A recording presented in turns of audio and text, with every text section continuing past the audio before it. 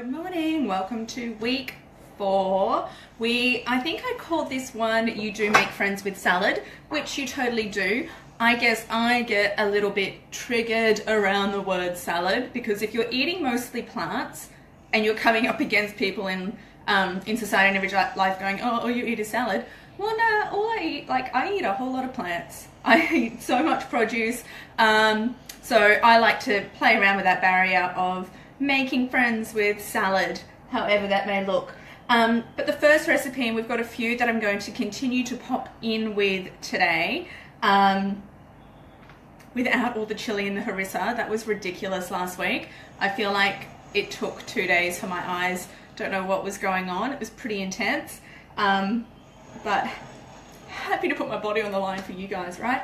So, Zesty Quinoa salad. We're on page 50 of the Nourish and Delight book. And this recipe, and I guess it's the same with what I'm going to be talking about in the tomato and buckwheat salad as well, is that when I'm thinking of different ways that I can create salads, create flavors, I love to sometimes just go by color. I think it's such a lovely way to go. So I've got like a Granny Smith apple, I've got some celery, some beautiful cucumber. I've gone for coriander and shallots, and then I've got some almonds on there as well, but keeping it all green and then adding a grain and seasoning that. Beautiful way to go.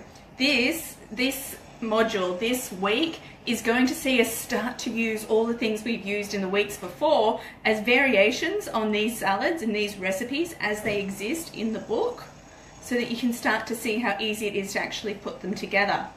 So, to put together this one, I have pre-cooked our quinoa. If you follow exactly what I've written in the book, you will successfully make good quinoa. If you don't, we can have a one-on-one tutorial so that I can help you get there. Now I can, like the first few times, and this is going back when I go to cooking school in 2010, so going back that far, I screwed it up often, and back then it was like $12 for like the tiniest little 200 gram package. So I wasn't that excited about screwing it up time and time again. But this way works well. It's a brilliant way to go. With this one, like quinoa isn't amazing. It's a gluten-free grain. It is higher in protein. It does have a really nice mineral profile. Surprisingly, and this comes back, we've sort of mentioned this throughout the weeks, sometimes in the getting healthy, wellness, well-being arena, we get a little bit protective of ingredients. People get very protective of quinoa. Most people, if they eat too much, they actually don't feel that amazing. So that's something to be mindful of when you're cooking it yourself. You may need to prepare it with a little bit of whey or lemon juice, soaking it, reducing the water that you boil it. I think I've got all the tips and tricks as to how to do that within the book.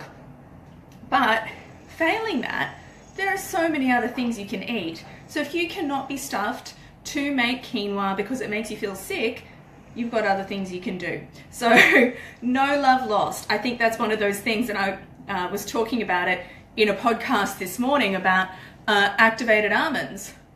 Sure, we should only be eating a small amount of almonds every 2 to 3, every 2 days, every 2 to 3 days. If you're eating more than that, chances are you're not going to feel great.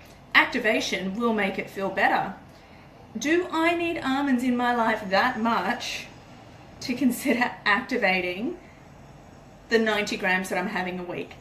If your answer is yes, great, do it. If I don't feel that good having it, I'm more than happy to have seeds. I'm more than happy to pick another nut.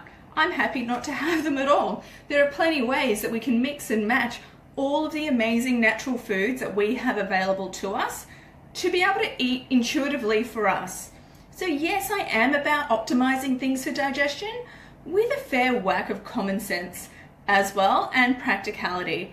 Activated nuts and seeds and cacao and everything else they're activating at the moment is super expensive. It is easy to do yourself. If I am going to be making seed cakes and things, especially when I was in the cafe, I would activate them. Once again, like not using onion and garlic, I wanted people to feel better. when they were eating my food. So that was my selfish way, or maybe selfless way, of making sure that they felt good when they ate my food so they would come back and eat it more often. But when it comes back to day-to-day eating, I think having that little bit of common sense weaving its way through is always going to serve you well. Now, that was a 3-minute little riff. There you go, that's what you get. That's what you get when you've got me. So with this salad today, I have got one Granny Smith apple cut into about a 1/2 centimetre dice. Tiny, tiny, tiny, tiny, tiny.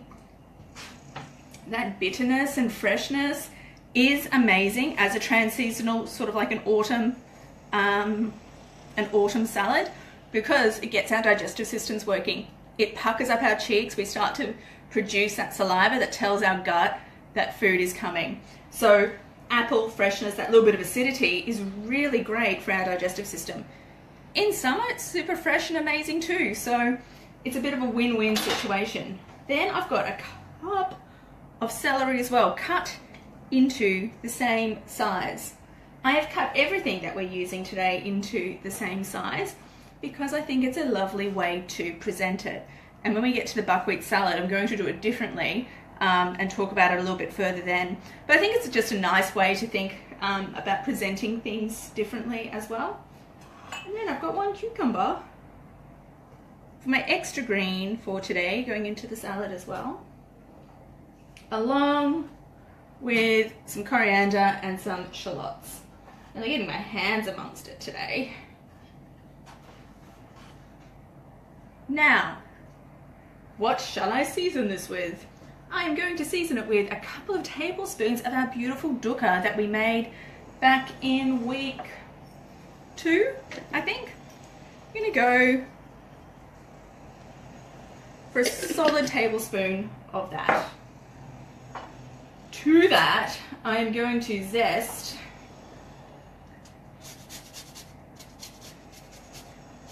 a lemon on top. Super fresh, super fragrant.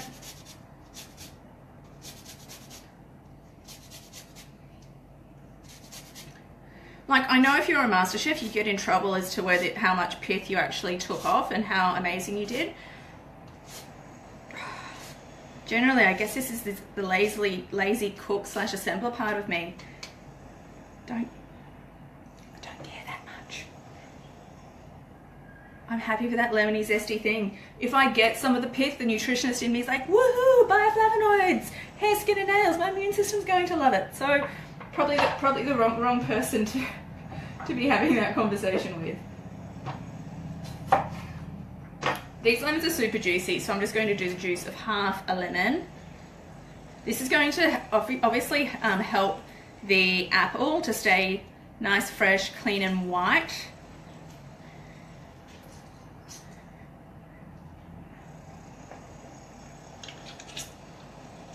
So including the dukkha in here, this salad's already up to about 15 different ingredients. If you actually want to count them and see how many there would be in there and pop it in the comments, I'd love to hear.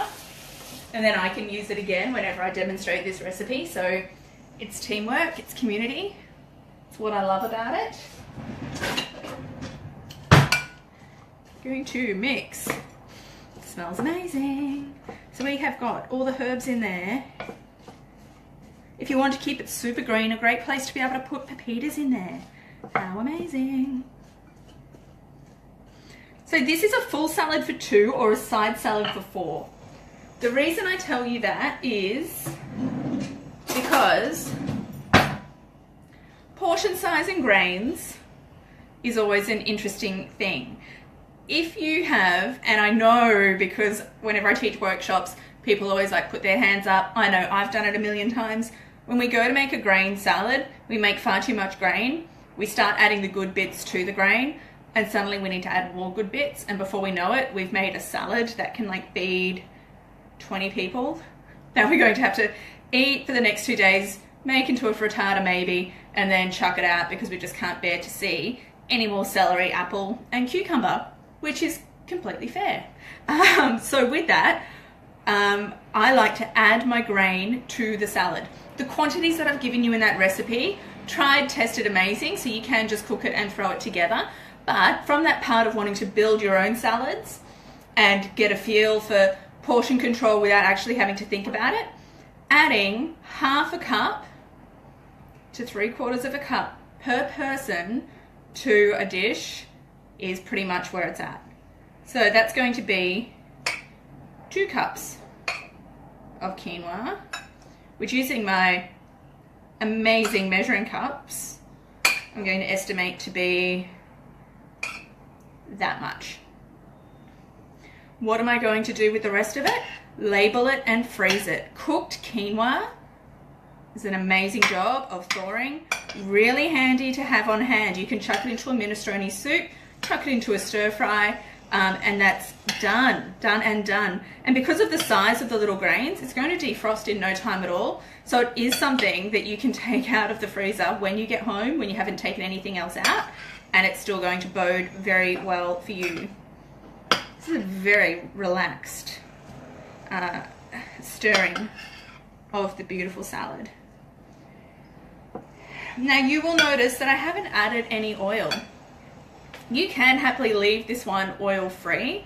If you do dairy, feta, goat's cheese, marinated in that oil through there adds another layer of flavor. I'm going to keep it fresh as like that because I'm going to be storing it in my fridge for 3 to 4 days. Then when I go to eat it, I can add a little bit of oil then.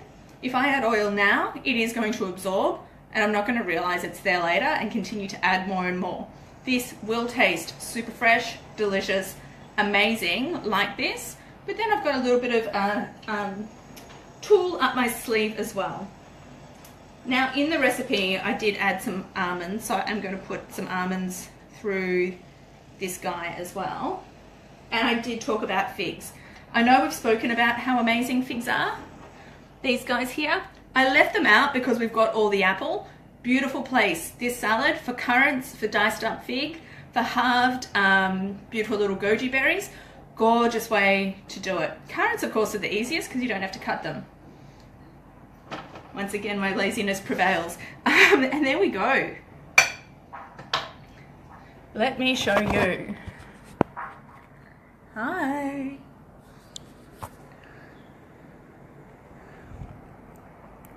How good does that look? Beautiful. All right, guys, I'll see you very soon for our buckwheat and tomato salad.